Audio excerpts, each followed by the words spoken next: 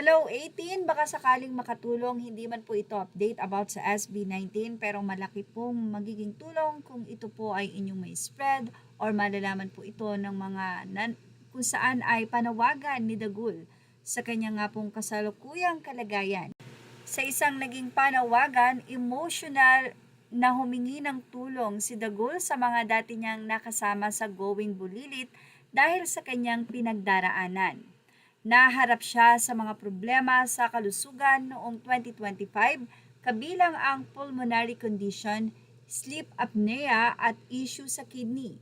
Nahihirapan na rin siyang maglakad dahil sa problem sa tuhod at gumagamit na ng wheelchair. Dahil kakaunti ang proyekto, sinabi niyang handa siyang tumanggap ng kahit anong role para may maipangtustos man lang sa kanyang pamilya.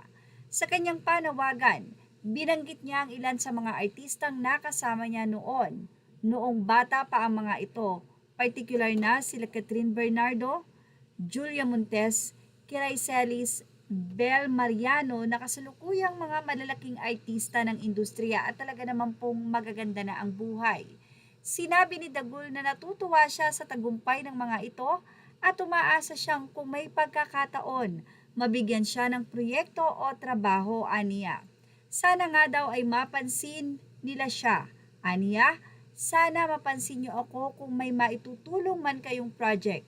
Kahit palamuti lang, kahit anong role tatanggapin ko para sa pamilya ko.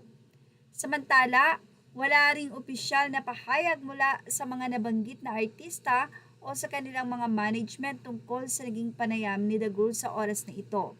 Pero maraming mga netizen ang natouch sa naging panawagan na ito ni Dagul na may point nga daw. Sana nga daw ay maalala ng kanyang mga nakasamang magagaling na artista ngayon na dati yung mga bata pa like Kiray Celis, ang panawagan ni Dagul. Ilang mga netizen ang nagsabi na marami na rin siyang sakit, baka hindi na rin niya kayang magtrabaho.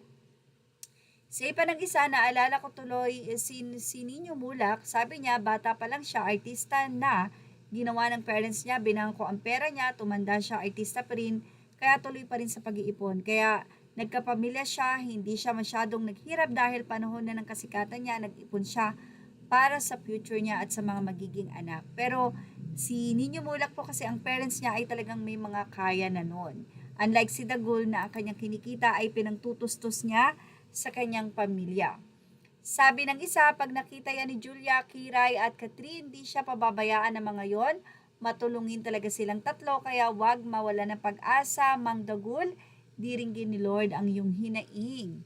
Say naman ng isa, ganyan ang industriya sa pagiging sikat na aktor, nakakalimutan ka kapag wala ka ng silbi, keep safe po, Mr. Dagul.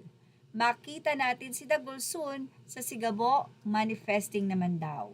Well, ano kaya ang magiging action dito nila Catherine Bernardo, Julia Montes, Kiray Celis at Bel Mariano na ilan sa mga sikat na artista ngayon na binanggit nga ni Dagul.